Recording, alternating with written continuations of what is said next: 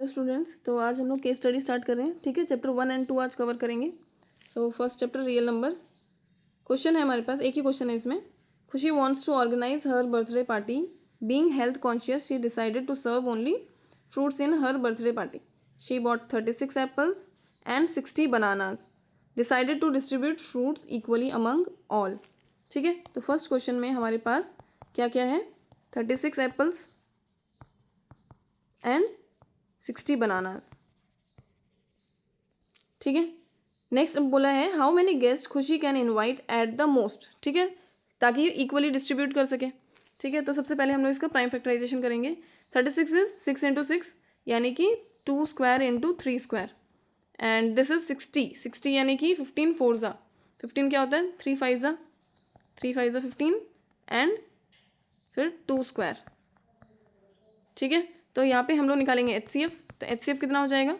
देखो, 2 square into 3 that is 4 3 ज़ा 12। Therefore Khushi can invite 12 guest at the most. ठीक है, now second part, how many apples and bananas will each guest get. तो 36 apples में से 12 guest आए हैं, यानी 12 से डिवाइड कर देंगे तो कितने एप्पल्स मिलेंगे हर एक गेस्ट को? 12 3 ज़ा यानी 3 एप्पल्स। नेक्स्ट हमारे पास कितना है? 60 बनानाज डिवाइडेड बाई 12 गेस्ट है इसलिए 12 कितना? 12 5 ज़ा 60 ना, तो 12 बनानाज मिलेगा हर एक गेस्ट को। Will each guest get. ठीक है, 3 apples and 5 bananas. Now third, if Khushi decided to add 42 mangoes, यानी हमारे पास 36 एप्पल्स थे पहले से ही, 60 बनानाज थे, और अब इसमें ऐड हो गया कितना? 42 मैंगोज। अब बोल रहे हैं ये कि हाउ मैनी गेस्ट खुशी can invite at the most. अब खुशी कितने गेस्ट को इनवाइट कर सकती है? ठीक है, हो सकता है कम भी हो जाए या ज़्यादा भी हो जाए। तो HCF निकालने के लिए तीनों का अलग अलग फिर से प्राइम फैक्टराइजेशन करेंगे। तो 36 का हम लोगों ने निकाला था, दैट इज़ देखो यहाँ निकाला था ना, 2 square into 3 square, 2 square into 3 square, ये 15 फोर ज़ा यानी कि 2 स्क्वायर इंटू 3 इंटू 5, 4 3 ज़ा 12, 12 5 ज़ा 60, 42 क्या करेंगे? 6 7 ज़ा यानी 2 इंटू 3 इंटू 7। अब HCF कितना आया? अब लोवेस्ट एक्सपोनेंट्स को देखो, तो 2 एंड 3 यानी कि सिर्फ 6, ओनली 6 गेस्ट को अब वो इनवाइट कर सकती है। नाउ खुशी can invite only 6 guest at the most. ठीक है, if the cost of, next इसमें जो और पार्ट है थर्ड में क्या बोला है कि if 1 dozen bananas cost, 1 dozen का कॉस्ट है ₹60। ठीक है, कॉस्ट ऑफ 1 एप्पल का है ₹15। ठीक है, 1 मैंगो का है ₹20। Find the total amount spend on 60 bananas. Therefore 60 bananas मतलब कितने डजन? हमारे पास 12 होते हैं बनाना एक डजन में। ठीक है, 12 मतलब 1 डजन इज़ 12, कोई भी क्वांटिटी हो सकती है। तो 60/12 यानी 12 5 ज़ा यानी 5 डजन्स। तो ₹60 इंटू 5 कितना हो जाएगा? 5 6 ज़ा 30, सो 300 हो जाएगा। ठीक है, 60 बनाना हो गए। नेक्स्ट हमारे पास एप्पल्स है 42, नहीं 36 है ना, 36 एप्पल्स, और 1 एप्पल का कॉस्ट है ₹15, सो ₹15 इंटू 36। देखो 36 को 15 से मल्टीप्लाई कर लो, 5 6 ज़ा 30, 5 3 ज़ा कितना? 15 प्लस 3 18, 6 3, तो 0 4 1 3 4 5, तो 540 लग गया उसका एप्पल्स के लिए। नेक्स्ट मैंगोज़, 1 मैंगो का ₹20 है, और 42 मैंगोज़ का कितना हो जाएगा? ₹20 इंटू 42, तो 42 2 ज़ा 84 और एक 0, तो ये हो जाएगा। ठीक है, टोटल कॉस्ट के लिए therefore total cost of fruits, add कर लो इनको, 300 + 540 एंड 840, तो देखो 0 आ गया यूनिट प्लेस पे, 448 एंड 3 + 5 8, 8 + 8 16, तो ₹160 उसके टोटल फ्रूट्स में कॉस्ट आएगा। Okay, now chapter 2। चैप्टर 2 में हमारे पास क्वेश्चन है, rainbow is an arc of colours that is visible in the sky after rain और when water droplets present in the atmosphere. ठीक है, ये एक नॉर्मल जनरल नॉलेज है। Colours of rainbows are generally red, yellow, जो भी है। Each colour of the rainbow makes parabola.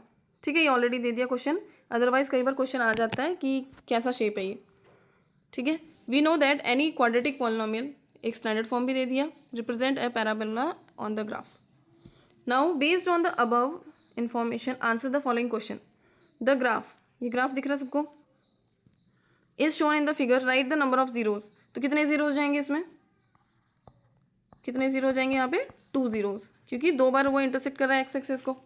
ठीक है, if the graph of rainbow does not intersect the X axis, अगर वो एक्स एक्सिस को इंटरसेक्ट नहीं कर रहा but intersect Y axis at 1 point, how many zeros will it have, तो नो जीरो।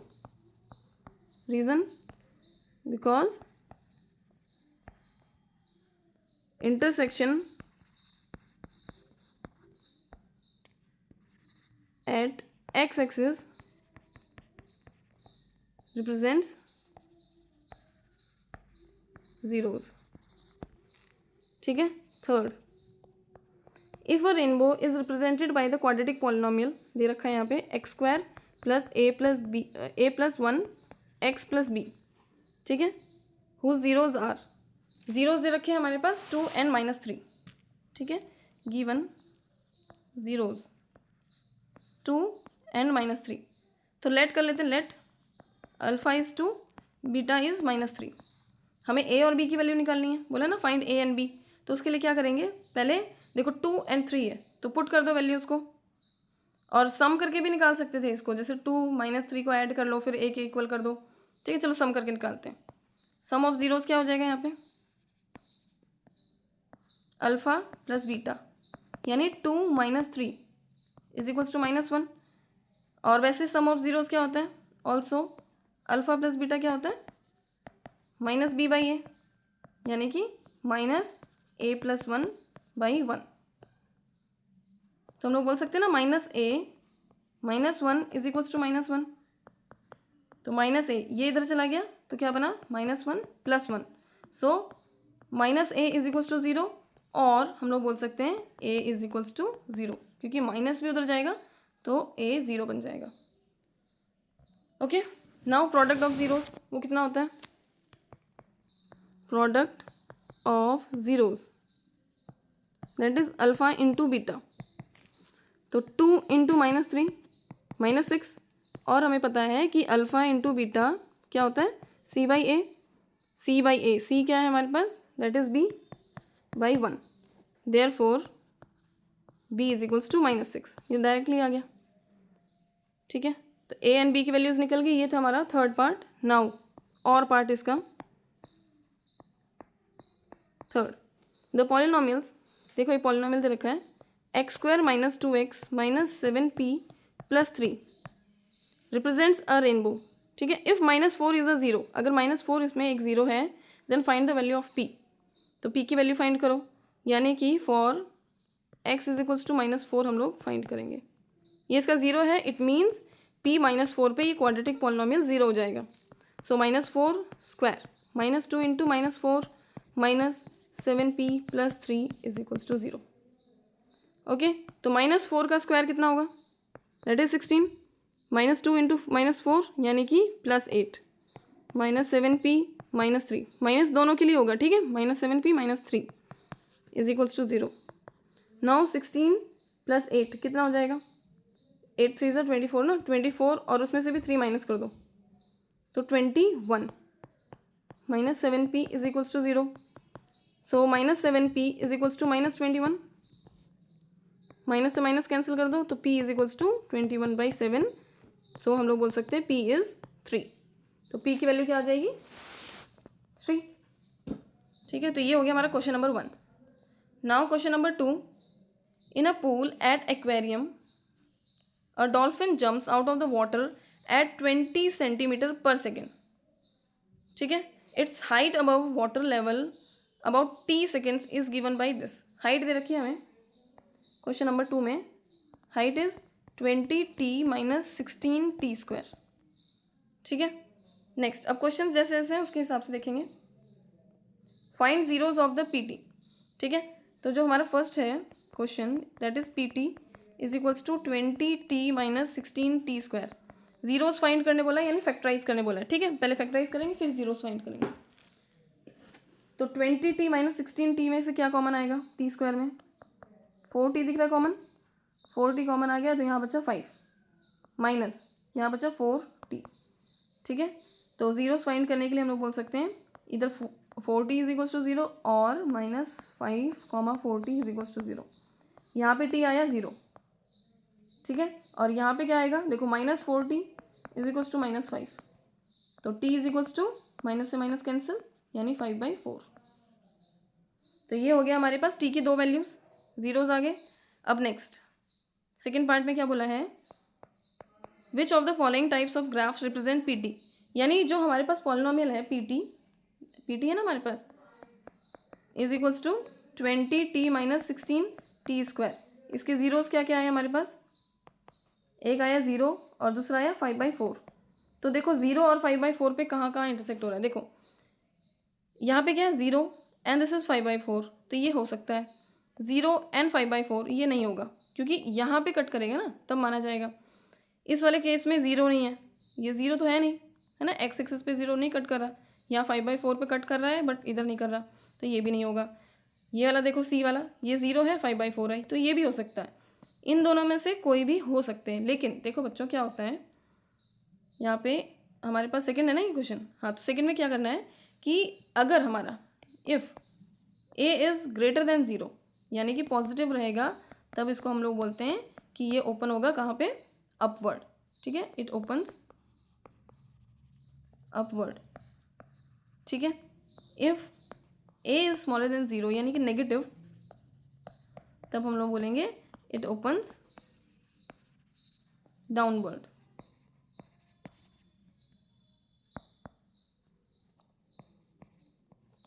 ठीक है, तो उसके अकॉर्डिंग अब a क्या है हमारे पास, हेयर ये हमारे पास क्या इक्वेशन है, माइनस 16t² प्लस 20t, अगर स्टैंडर्ड फॉर्म में लिखे तो a है हमारे पास माइनस 16। ठीक है, यानी less than, therefore a is less than 0। ठीक है, तो इसमें हो जाएगा देयरफॉर इट ओपन्स डाउनवर्ड। तो इनमें से डाउनवर्ड कौन सा है, डाउनवर्ड है हमारे पास कौन सा, ऑप्शन ए। ठीक है, therefore option A is correct. ठीक है, तो अपवर्ड वाला कट हो जाएगा और ऑप्शन ए इसमें टिक हो जाएगा। Now third part, what would be the value of h at t is equals to 3/2। ठीक है, h हमारे पास दे रखा था क्वेश्चन में था ना, h 20t minus 16t² at t is equals to 3/2 हमें फाइंड करनी है वैल्यू। तो क्या करेंगे हम लोग, h is equals to 20 into t यानी 3/2 माइनस 16 इंटू 3/2 होल स्क्वायर। तो ये देखो इससे कैंसिल कर लो, तो 10 10 3 ज़ा 30 माइनस 16 3 3 ज़ा 9 2 2 ज़ा 4, काट दो इसको भी ऐसे ही। तो 30 माइनस 4 9 ज़ा 36, तो कितना आंसर आया, -6। तो at t is equals to 3/2 h की वैल्यू हो जाएगी -6। नाउ नेक्स्ट क्वेश्चन देखो, ये बहुत अच्छा क्वेश्चन है। क्या दे रखा है हमें, how much distance has the dolphin covered before hitting the water level again. ये और पार्ट है इसका, यानी टोटल डिस्टेंस निकालना है। टोटल डिस्टेंस यानी कि मान लो डॉल्फिन यहाँ से लेके यहाँ तक जा रही है, डिस्टेंस निकालना है हमें, डिस्प्लेसमेंट नहीं निकालना। यानी ये पूरा कवर करना है हमें डिस्टेंस। ठीक है, ये पैराबोलिक डिस्टेंस हमें फाइंड करना है, ऐसा नहीं कि सिर्फ ये डिस्टेंस फाइंड करोगे। ओके, तो अब क्या करना है, सबसे पहले क्या करेंगे, देखो ये जो हमारे पास ग्राफ है मैं यहाँ बना देती हूँ। मान लो पाथ है ये वाला, ठीक है, तो हम लोग क्या निकालेंगे, पहले कि इसकी हाइट मैक्सिमम कब होगी, एग्जैक्टली मिड पे होगी। हाइट मैक्सिमम कहाँ होगी, मिड पे होगी। यहाँ पे हमारे पास 0 था, डॉल्फिन ने स्टार्ट किया था ना 0 से और पहुँच गई थी 5/4 पे। तो मिड वैल्यू निकालने के लिए क्या कर सकते हैं हम लोग, यहाँ पे मैक्सिमम हाइट निकालेंगे। मैक्सिमम हाइट कहाँ होगी,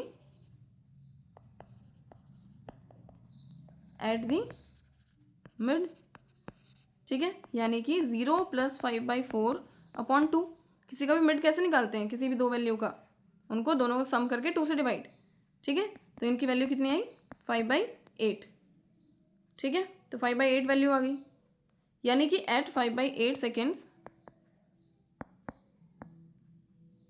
5/8 क्योंकि टाइम में रिप्रेजेंट कर रहा है ना, टी टाइम रिप्रेजेंट कर रहा है, ठीक है, कितने टाइम पे वो कहाँ पर है। तो at 5/8, at t = 5/8 dolphin achieves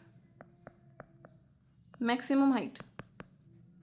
maximum height बच्चों इसलिए निकाल रहे हैं हम लोग, देखो अगर मैक्सिमम हाइट निकल जाएगी तो क्या होगा, यहाँ से लेके यहाँ तक का डिस्टेंस और यहाँ से लेके यहाँ तक का डिस्टेंस अलग अलग निकाल के हम लोग इनको ऐड कर देंगे, ठीक है। इसलिए इनको मैक्सिमम हाइट निकाल रहे हैं हम लोग, ठीक है। 5/8 हो गया। तो अब हम लोग हाइट मैक्सिमम कितनी निकाल सकते हैं, देयरफॉर हाइट इज, ये निकलेगा, हाइट कैसे निकलेगी, एट t = 5/8, ये निकाल रहे हैं ना हम लोग। तो h 5/8 क्या हो जाएगा, तो जहाँ जहाँ हमारे पास t है वहाँ पे 5/8 रख दो, -16 5/8 स्क्वायर, ठीक है। तो देखो 4 2 ज़ा 4 5 ज़ा, तो 25/2 माइनस यहाँ है 16 × 25/64, ठीक है। तो ये कितना हो जाएगा, 4 4 ज़ा 16, 4 1 ज़ा 4 6 ज़ा, ठीक है। अगेन यहाँ पे आ जाएगा 4, तो ये हो जाएगा 25/2 यानी कि 12.5 एंड 25/4 यानी कि 6.25। डिवाइड करके देख लेना, तो कितना आंसर आया, 6.25, ठीक है। तो 6.25 डिस्टेंस आया हमारे पास। तो इसलिए हमारे पास टोटल डिस्टेंस कितना हो जाएगा, देयरफॉर टोटल डिस्टेंस वो हो जाएगा फिर 6.25 + 6.25, यानी आंसर कितना हो जाएगा ऐड करके 12.5, ठीक है। तो हम लोग क्या बोल सकते हैं, देयरफॉर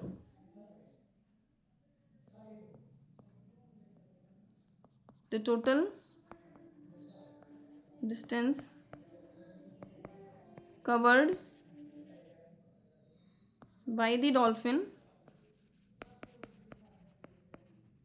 is 12.5 सेंटीमीटर, ठीक है। तो 12.5 सेंटीमीटर उसने कवर किया, या यूनिट्स यहाँ पे सेंटीमीटर मुझे कहीं हाँ दिख रहा है ना, 20 सेंटीमीटर पर सेकेंड, तो उससे भी हम लोग निकाल सकते हैं 12.5 सेंटीमीटर, ठीक है। तो ये हो गया हमारे दोनों क्वेश्चन चैप्टर 2 के और क्वेश्चन नंबर 1 चैप्टर 1 का। तो नेक्स्ट वाली वीडियो में हम लोग चैप्टर 3 के 3 क्वेश्चंस दे रखे हैं वो कंप्लीट करेंगे, ओके। तब तक के लिए बाय।